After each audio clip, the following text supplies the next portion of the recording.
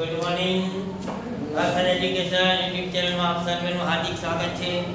આજે ફરી એકવાર આપણે ધોરણ 10 સામાજિક વિજ્ઞાન પાઠ નંબર 6 માં મળીએ છીએ। આપણે ગઈકાલે અજંતાની ગુફા ભણ્યા। આજે આપણે બધા આગળ એક ઇલોરાની ગુફા વિશે આજે આપણે ચર્ચા કરીએ। અજંતાની ગુફાઓ ટોટલ 29 હતી।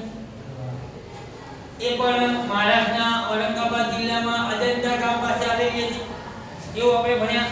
અહીંયા આપણે ઇલોરાની વાત કરીએ તો ઇલોરા પણ મહારાષ્ટ્રમાં ઔરંગાબાદ જિલ્લામાં ઇલોરા પાસે આવેલું છે। બંને મહારાષ્ટ્રમાં છે, ઔરંગાબાદ જિલ્લામાં છે। અજંતા ગામ પાસે અજંતા, ઇલોરા ગામ પાસે ઇલોરા। ઓકે, હવે આ જે ઇલોરાની ગુફા છે ટોટલ 34 છે। ઇલોરાની ગુફા ટોટલ કેટલી છે? 34 છે। હવે એ 34 જે ગુફા છે એના ત્રણ સમૂહો પાડ્યા છે। કેટલા સમૂહ પાડ્યા? 3। ઇલોરાની ગુફા 34 છે એના ટોટલ સમૂહ કેટલા પાડ્યા? 3 એટલે એમાં જો કોઈ બૌદ્ધ ધર્મને લગતી ગુફા,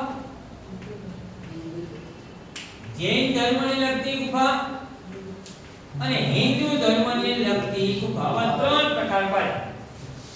34 ગુફા છે, ટોટલ ગુફા કેટલી હતી? 34। એને કેટલા ભાગ પાડ્યા? 3। કયા ધર્મને લગતી? બૌદ્ધ ધર્મ।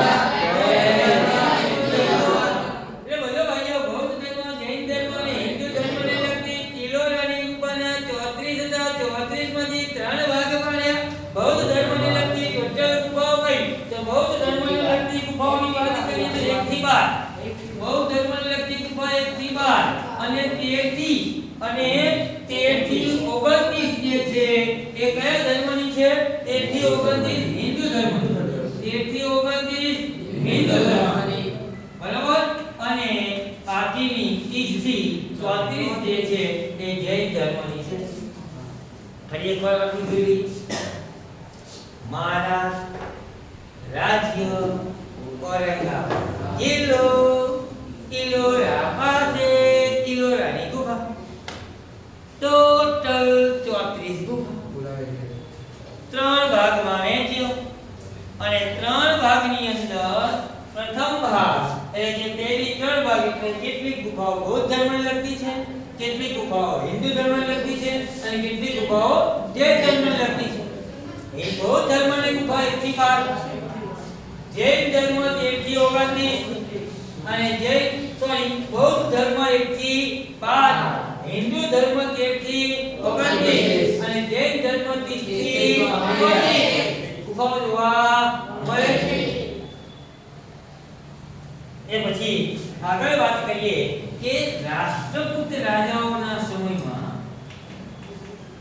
રાષ્ટ્રકૂટ રાજાઓના સમયમાં એ આ હિન્દુ ધર્મની ગુફાઓનું નિર્માણ થયું। હિન્દુ ધર્મની ગુફાઓનું નિર્માણ ક્યારે થયું? તો રાષ્ટ્રકૂટ રાજાઓના સમયમાં, રાષ્ટ્રકૂટ રાજાઓના સમયમાં હિન્દુ ધર્મની ગુફાઓનું નિર્માણ થયું અને એમાં 16 નંબરની ગુફા, હિન્દુ ધર્મની ગુફાનું નિર્માણ રાષ્ટ્રકૂટ રાજાઓના સમયમાં થયું અને એમાં 16 નંબરની ગુફા, અને એમાં 16 નંબરની ગુફામાં કૈલાસ મંદિર આવેલું છે। કયું મંદિર? કૈલાસ મંદિર। અહીં એમસીક્યુ બની ગયો તમારો। કૈલાસ મંદિર કઈ ગુફામાં આવેલું છે? કૈલાસ મંદિર કઈ ગુફામાં આવેલું? પણ ઇલોરાની કયા નંબરની ગુફા? 16 નંબરની। અને એ 16 નંબરની ગુફા એટલે કયા ધર્મની ગુફા? હિન્દુ ધર્મની ગુફા। ઇલોરામાં હિન્દુ ધર્મની ગુફા બનાવી કયા રાજાએ? એટલે બોલો, કોણે બનાવી? રાષ્ટ્રકૂટ રાજાએ ઇલોરાની ગુફામાં હિન્દુ ગુફાઓનું નિર્માણ કર્યું અને એમાં 16 નંબરની ગુફા એટલે ભવ્યાતિ ભવ્ય કૈલાસ। કયું મંદિર? કૈલાસ મંદિર। કઈ નંબરની ગુફામાં? 16। કોની 16 નંબરની ગુફા? ઇલોરાની 16 નંબરની ગુફા એટલે ભવ્યાતિ ભવ્ય કૈલાસ મંદિર। કયું મંદિર? કૈલાસ મંદિર। એકવાર કૈલાસ મંદિર કઈ ગુફામાં આવ્યો? 16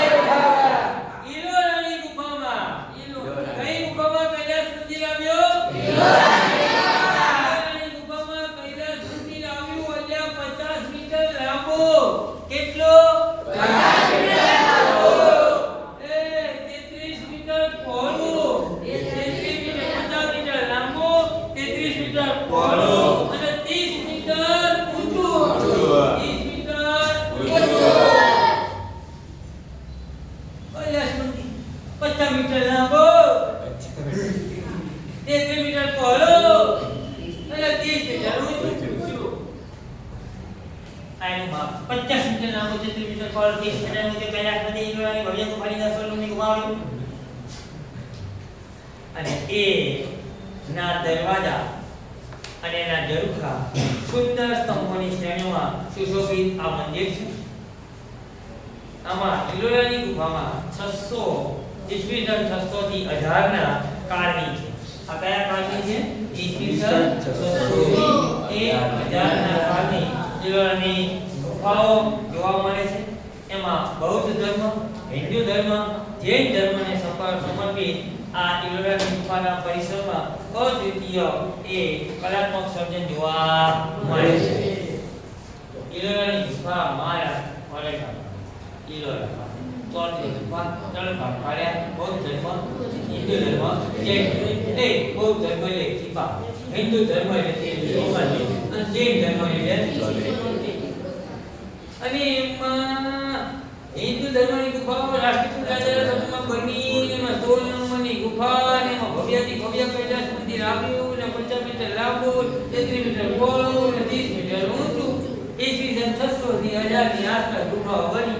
બૌદ્ધ ધર્મ, જૈન ધર્મ અને હિન્દુ ધર્મને ઉત્કૃષ્ટ નજારો આ ઈલોરાની ગુફામાં જોવા મળે છે. અહીંયા અજંતા, ઈલોરા અને એલિફન્ટા આપણે બાકી રહી એલિફન્ટાની ગુફા, જેને આપણે બધા આવતીકાલે એલિફન્ટાની ગુફાની વાત કરીશું. બરોબર? અહીંયા આપણે આજનો પીરિયડ પૂરો કરીએ છીએ. અસ્તુ.